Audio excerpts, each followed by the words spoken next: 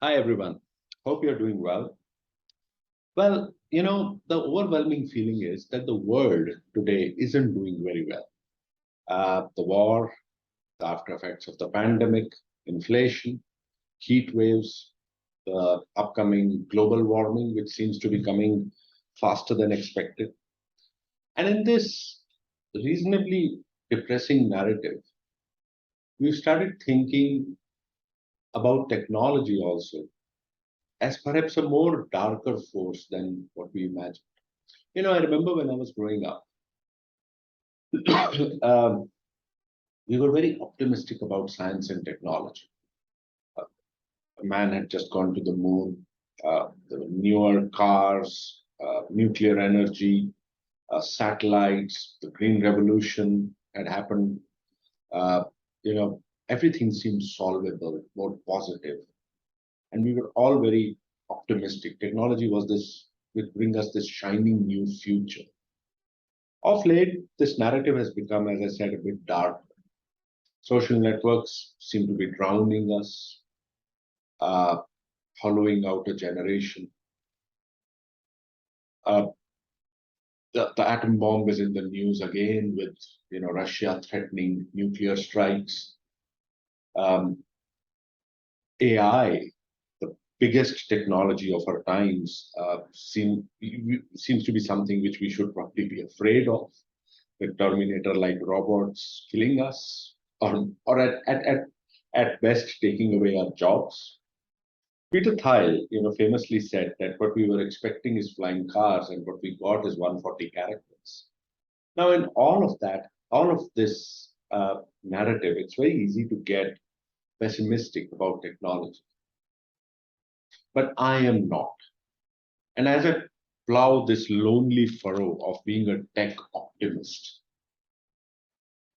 there are a few things which happen which kind of make my resolve, my optimism even stronger. So let me just talk about three which happened in recent times. The first, in my opinion, is this miracle, which was the COVID vaccine. Pandemics have killed millions and millions of people. In fact, the plague of Justinian in 6th century AD killed almost half the world population.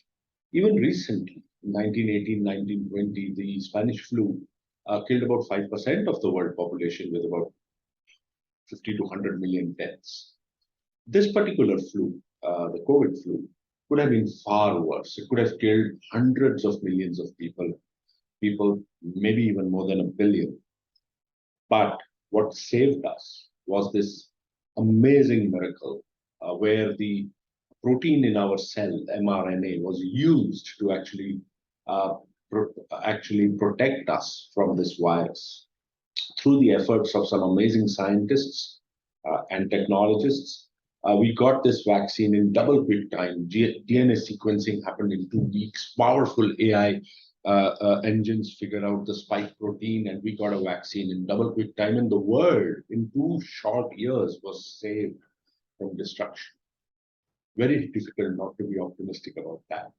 And then a few months back, the James Webb Telescope, the largest of its kind ever, was boosted by a heavy-duty Ariane rocket to an orbit 2 million kilometers away from Earth, where it unfurled its 18 giant mirrors flawlessly, and even its heat shield, which is the size of a tennis court, to prevent the sun from frying it. And today it is sending us such amazing pictures of of the universe. And one of them, which was very recent, is of a star which was born just 300 million years after the Big Bang. Humanity is looking at the beginning of the universe, and this star was 13.4 billion light years away. And today it could be 33 billion light years away as the universe expands. Uh, we have seen galaxies being born, we have seen stars dying because of this amazing, astonishing feat of human science and technology.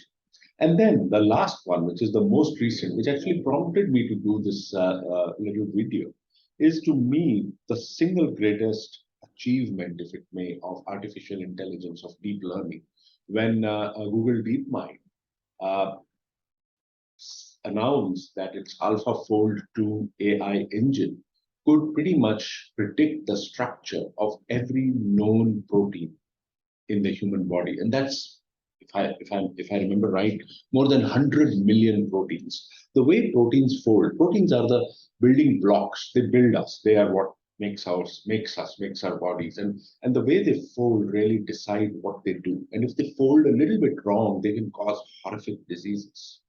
And here, there's this AI engine which has solved this massive problem and can actually be as revolutionary in medical science as perhaps antibiotics were or vaccines were.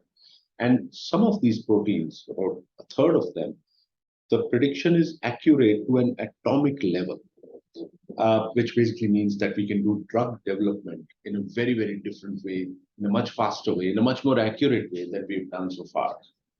And so if I look at these random three things, the protein folding, the miracle, which we call the COVID vaccine, and uh, and the James Webb Telescope, it's very hard not to be optimistic about science and technology. So what are you? Are you a technology optimist, or are you one of those technology pessimists? I would love to know. Do share that with me. Until we meet next time. Bye bye.